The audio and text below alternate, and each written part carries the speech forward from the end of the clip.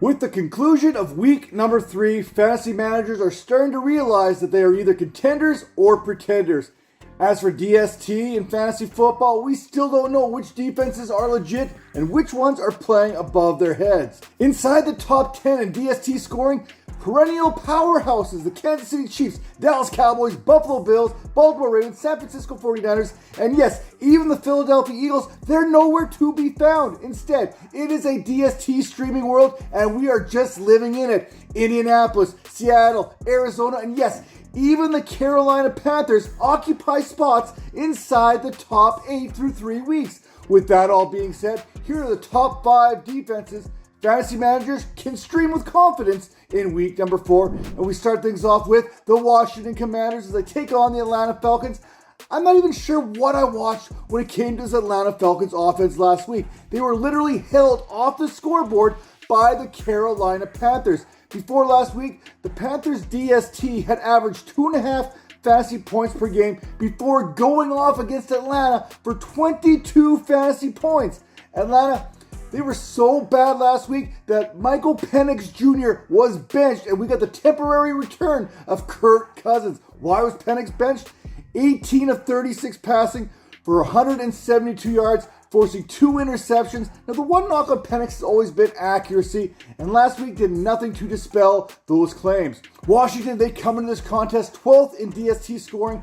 People wanted deeper options. I'm a man of the people. Washington is allowing 19.7 points per game, making them the 11th best scoring defense. And after a 5-sack performance against Geno Smith and the Raiders, they now sit 5th in the National Football League with 9. With the kind of pressure that they've been bringing through 3 weeks, Penix, he could be in for another long day, and Kirk Cousins may be getting ready to make his 2nd straight appearance. Another start this week. How about the Cleveland Browns as they take on the Detroit Lions? Strength versus strength. The Detroit Lions, they are among the elite offenses in total yards and points this season, while the Cleveland Browns are about as good as it gets on the defensive side of the ball, especially in terms of yardage allowed. No team has allowed fewer yards this season than the 204.3 per game that the Cleveland Browns are allowing. In week number 1, we saw how the Lions handled pressure, and it wasn't great. Micah Parsons, he was able to contribute to the Packers' newfound pass rush, which gave Detroit all kinds of fits.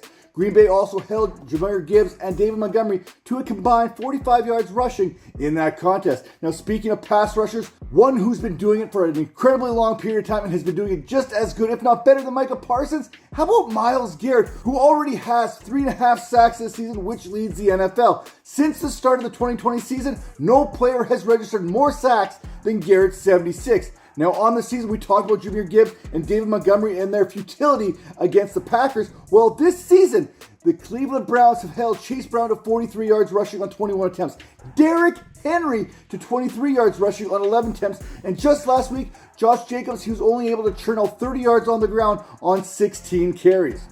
Another start I'm going with this week. How about the New England Patriots as they take on the aforementioned Carolina Panthers? Now, heading into week number 4, the Patriots are sitting 12th in DST rankings, averaging 7.3 fantasy points per game. The driving force behind that success is Harold Landry III, whose 3.5 sacks are equal to those of Myles Garrett. Now, Carolina, they may have scored 30 points last week, but the offense had very little to do with that kind of production. Bryce Young completed 16 to 24 passes, that's good, but he only had 121 yards passing. Chuba Hubbard, solid running the ball, but he averaged 4.3 yards per carry and finished the day with just 72 yards rushing. While the Patriots, they lost to the Pittsburgh Steelers 21 to 14 in week number 3.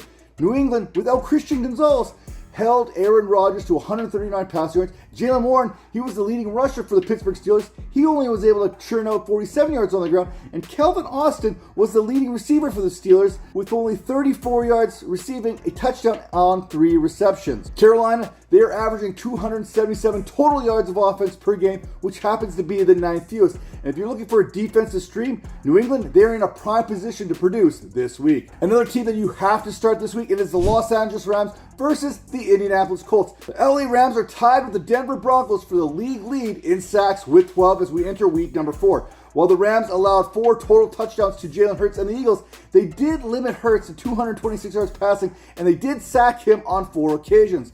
Los Angeles, they face an Indianapolis Colts team that has been better than advertised, so let's give credit where credit is due. And while the Colts did score 41 points last week against the Titans, Daniel Jones only threw for 228 yards. It was Jonathan Taylor who did the damage on the ground, racking up 102 yards and 3 touchdowns, averaging 6 yards per carry. Meanwhile, the 165.3 yards per game that the Rams are currently surrendering, that is the 6th fewest in the league. And last week, they held Saquon Barkley to 2.6 yards per carry on his 19 attempts. And my final start of the week, let's go with a sleeper pick here. Let's dig deep and let's go with the Duval County Jacksonville Jaguars. They head out to San Francisco to take on the 49ers. While I couldn't say stream the Vikings or the Seahawks, because people get all upset that these are two of the top defenses in the league, and they're claiming I'm taking the easy way.